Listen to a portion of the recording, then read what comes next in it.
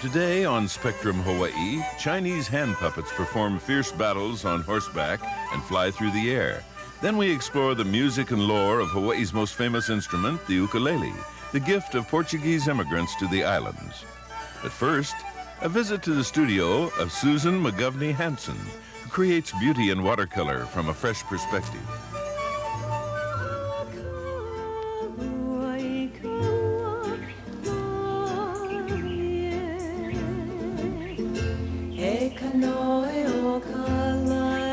Artists are attracted to a myriad of subjects, and I'm attracted to several in particular. And a lot of it has to do with the way I see things. I feel like I have just voracious eyes. I gobble things up with my eyes and make mental notes of things all the time. The leaves of the orchid are just unbelievable to me. I couldn't make up all the shapes and directions and turns that they take. So I just take my cue from nature with them. And I'm not sure why I like them so much. I think it's kind of like being in love with somebody. Sometimes you can't really explain that, but right now I'm in love with orchids.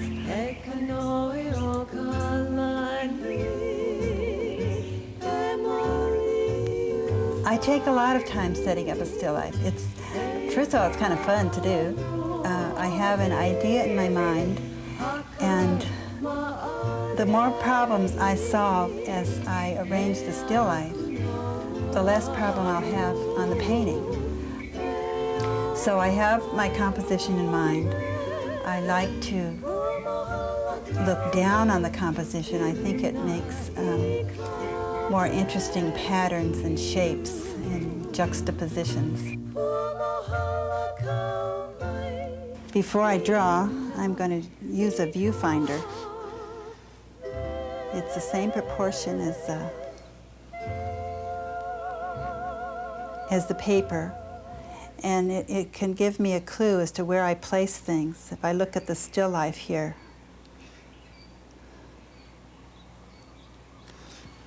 okay, put a central line. Creating a painting takes a lot of thought.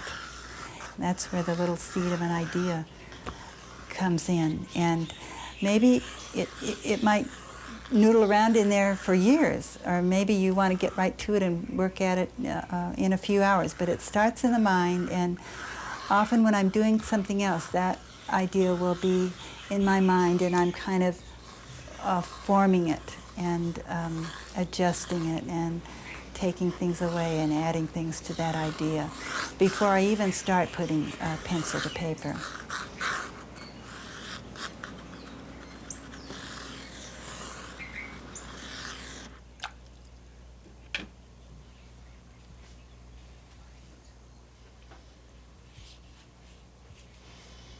I want the paper wet because I'm going to do a wet into wet underpainting and do washes over that. In other words, wet into wet, the things are going to have soft edges and kind of blend into one another and be more or less a background on which to paint the rest of the painting.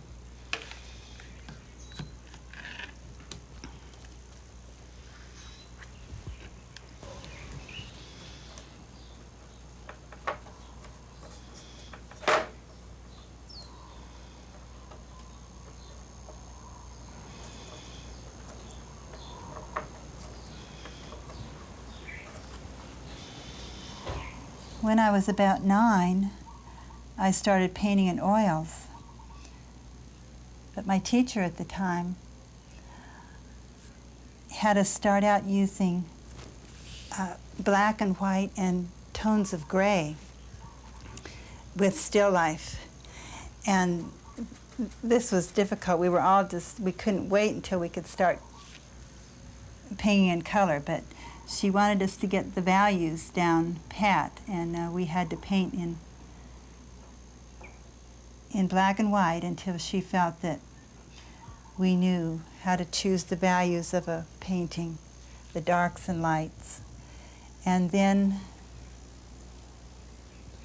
that exciting day when we could start using color came. I'm getting the lighter tones in. I can't put lighter over dark, so we go from light to dark in this wash. I don't have to worry about edges because in this still life, the pattern behind the orchids is darker, and I'll just come in around the edge. And now I'm going to let this dry before I start putting any more washes on it.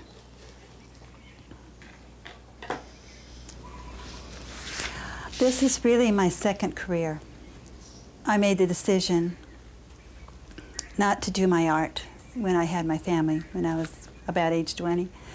And I'd had a lot of art education, but I decided that it was important just to raise children and concentrate on that.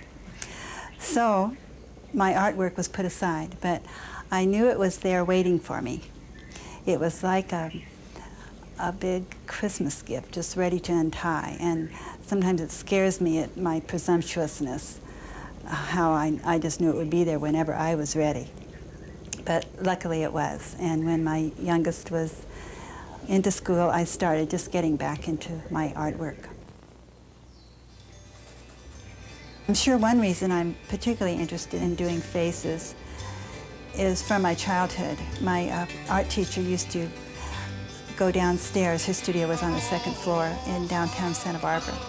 And she would go down and ask one of the little Mexican-American newsboys to come up and pose for us. And that's where I really started concentrating on faces and heads.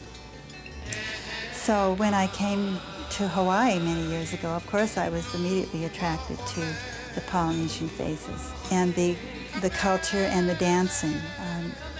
I'm interested in the movement of the figure and the form and trying to get that motion down on a two-dimensional sheet of paper or canvas. Ordinarily, I'll do a little, what I call a thumbnail sketch in my sketchbook and see how these ideas that have been rolling around in my mind come out on paper. And I may have to do several just to work out the idea. And then I transfer it to watercolor paper.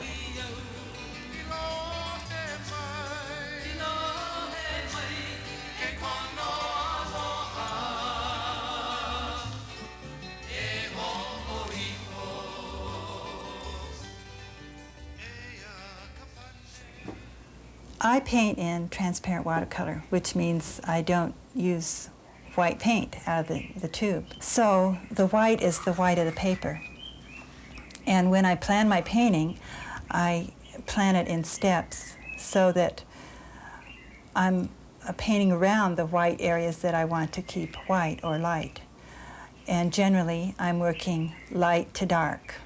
Once I've painted one area darker, I can't get it lighter, like in oil painting. You can see why I put a gray on this beforehand. I didn't leave it clear white, because the pattern is going to stand out against the dark green, and I don't want it to jump out and get your attention before other things in the painting. I heard once that painting, you do more painting with the mind than you do with your hands. And I believe that because that's where your concept comes from. So I think a lot about my idea, discard many of them. I have hundreds in my mind, literally, that I haven't gotten to yet. So I have more than a lifetime of paintings.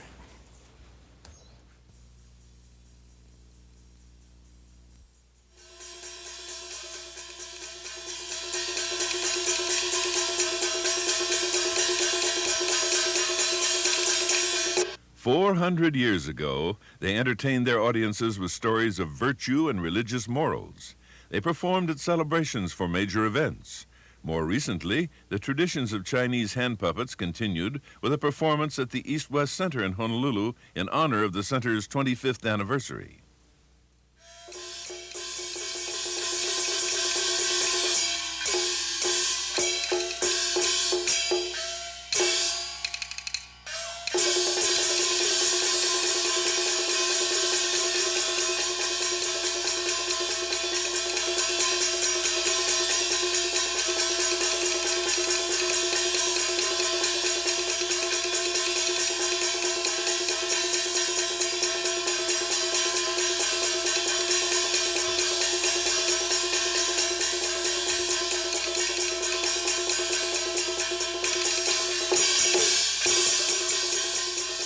This hand puppet troupe from Taiwan performs in the Taekwon style. The pace is fast and the action violent. The plots are legends of warfare and folklore. This scene is an excerpt from the Beijing opera, Three Warring Kingdoms.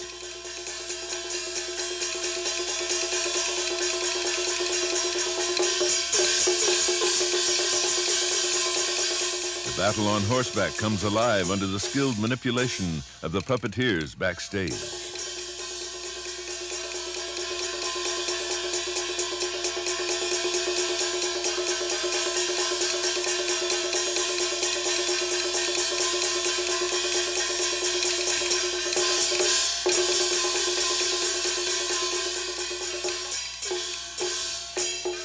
Backstage, one finds rows of puppets dressed, waiting for their moment in front of the audience. They are coiffed with wigs and headdresses, equipped with weapons, all appropriate to the roles they play.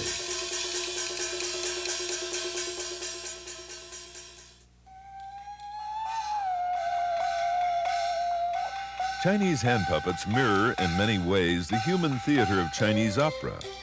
Like their human counterparts, they too are dressed in stylized costumes depicting status, sex, and role.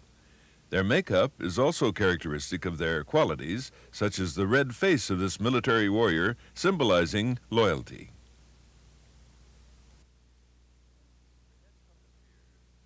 The head puppeteer, Su Wang, has studied his craft since the age of 6. His teacher was his father, a leading puppeteer and founder of this troupe. No puppet performance is complete without a demonstration of window jumping. Chinese acrobatics, puppet style.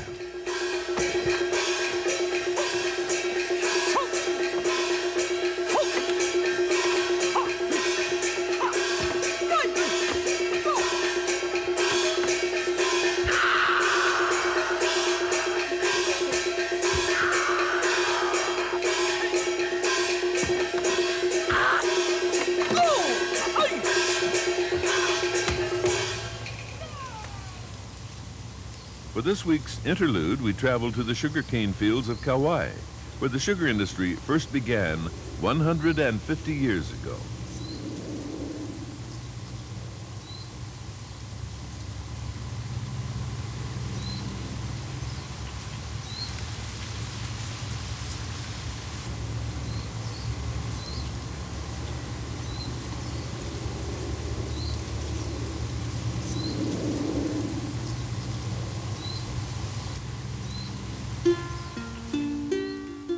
Pick up an ukulele and people expect to hear Hawaiian music, but the instrument is not endemic to our islands. Originally a gift from the Portuguese, it is now a musical voice of many cultures, capable of reflecting many moods. It can be played simply by a beginner, or it can challenge a virtuoso. Hawaii's King Kalakaua was a great fan of the ukulele and may have helped to give it the comic nickname, uku meaning flea and lele to jump. Nimble fingers crossing its strings still call that image of a jumping flea to mind.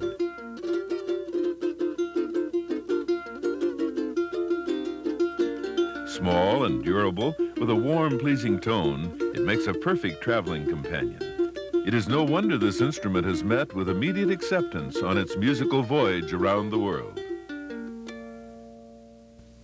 Leslie Nunes descends from a Portuguese family that helped pioneer instrument making in the islands. Here we have an ukulele, and this is the Hawaiian ukulele, and the reason I'm interested in the ukulele so much is that my great-grandfather is the one that brought it from Madeira to Hawaii and helped build the industry here in Hawaii.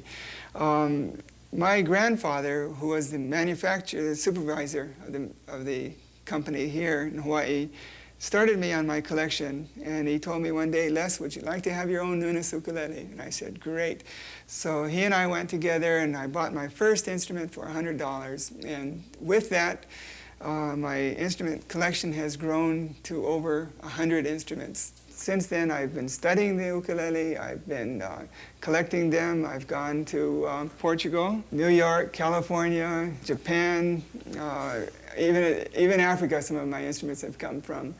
And this is what I'd like to show you now. I'd like to show you some of my collection.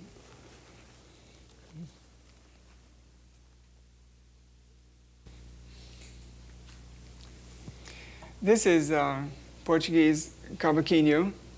It's from the mainland of Portugal, and it's the popular folk instrument of Portugal. The reason it's popular is because mainly it's inexpensive. It's easy to play. There's only 4 strings, and it's very versatile, although it is used mostly as a strumming instrument as part of a string band. A cavaquinho, translated to mean worthless little piece of wood, seldom costs more than a few dollars. This cousin to the ukulele can be heard accompanying the lively dances at Portuguese harvest festivals.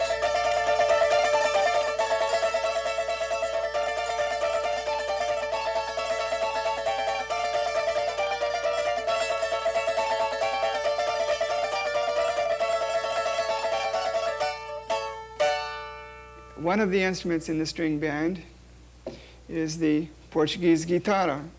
And the reason this is a Portuguese guitarra mostly is because of the shape and the way that the instrument is strung. You notice that it has an unusual peg head here in that the machines are different. They move up and down rather than the ones that we're familiar with. It has a violin scroll and an unusual peg head.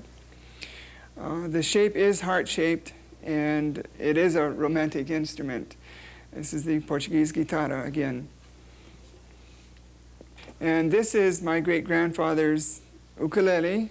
He started making this in 1879, when almost immediately when he came here to Hawaii. He didn't have Portuguese woods, but he found the koa wood. And the koa wood is like some of the woods from Madeira. And by the way, Madeira means wood. In 1879, Manuel Nunes was among a hearty group of immigrants who left their island home of Madeira for the unfamiliar shores of Hawaii. Like many of these Portuguese, he was a skilled tradesman. Many were fishermen, others farmers, all whose talents were easily put to use. Most came to escape the economic effects of a blight on Madeira's wine industry. Wine is still important there today. Unlike Nunes, who paid for his family's passage, contract laborers were not brought to the islands for several more years. Nunes was one of 3 craftsmen who were soon producing elegant instruments from native hardwoods, particularly koa. This is a Jonah Kumalai ukulele. And Jonah Kumalai was the first one that actually started mass producing the ukulele. And he made about 300 of them in 1 month.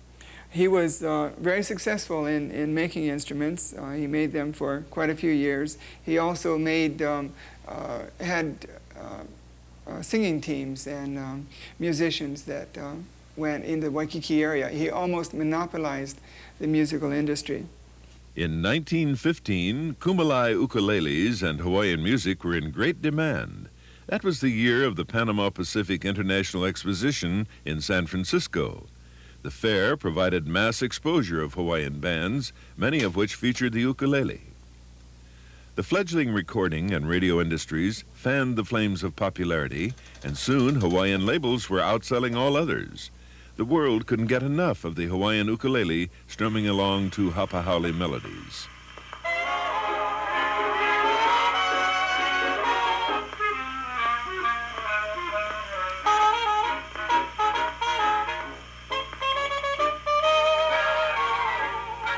The curious thing about those earliest recordings is that you truly couldn't hear the ukulele because of the recording techniques at the time. It wasn't until the 1930s that the ukulele emerged with better recording techniques. Now, in the teens and 20s, Ernest Ka'ai was the acknowledged virtuoso, and he also came up with the very first ukulele instructional booklets.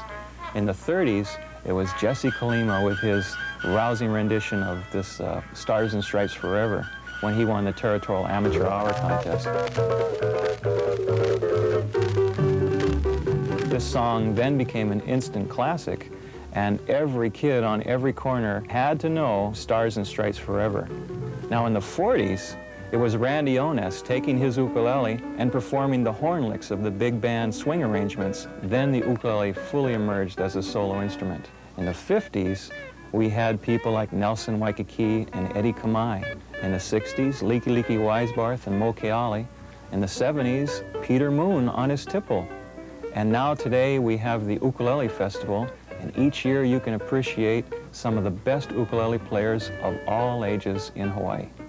From Portuguese music to Hawaiian to Hapahaole, even the instrument's shape has undergone dramatic evolution at times. This is a standard ukulele like my great-grandfather would make them. Here we have other instruments that would actually make my great-grandfather turn over in his grave. This is a camp banjolele. It's got a wooden sound box. Here we have another banjolele with animal skin and a metal box of banjo, and with the ukulele fretboard.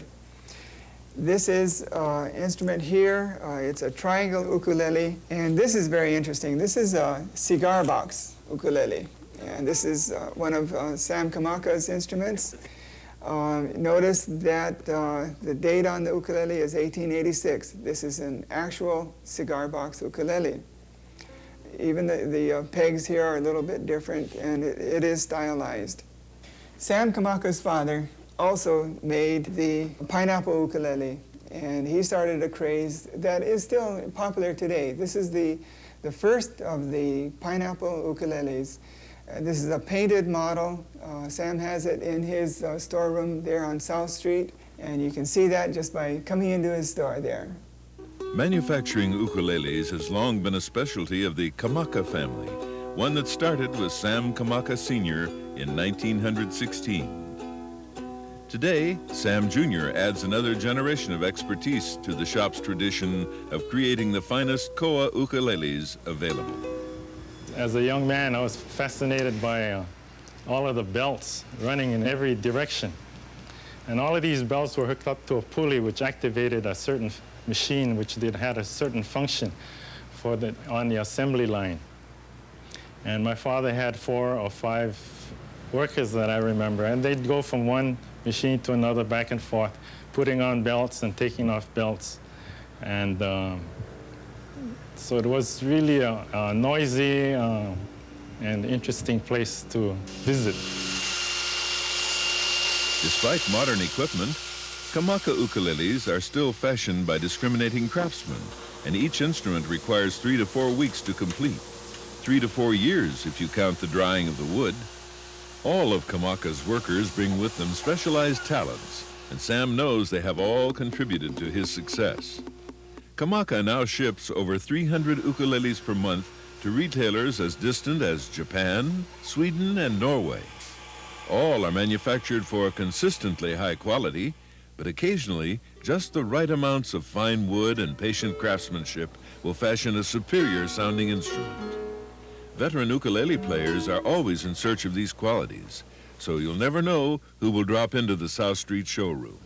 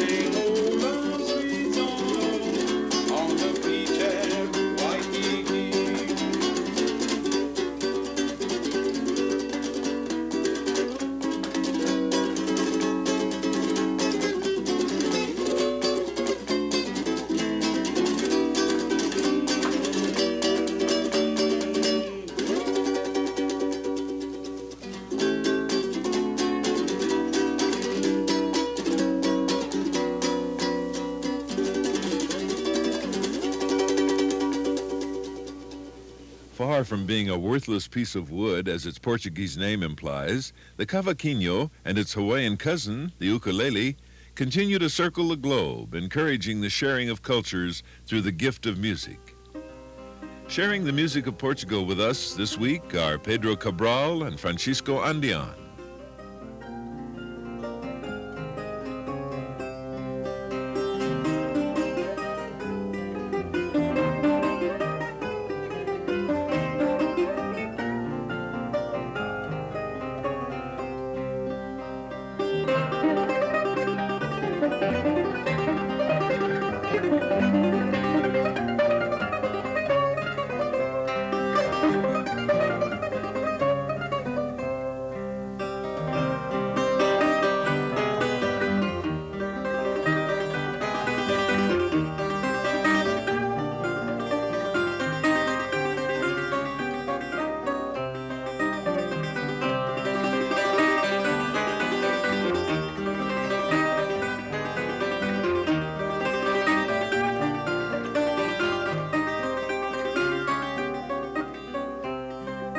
Until next week on Spectrum, bon dia.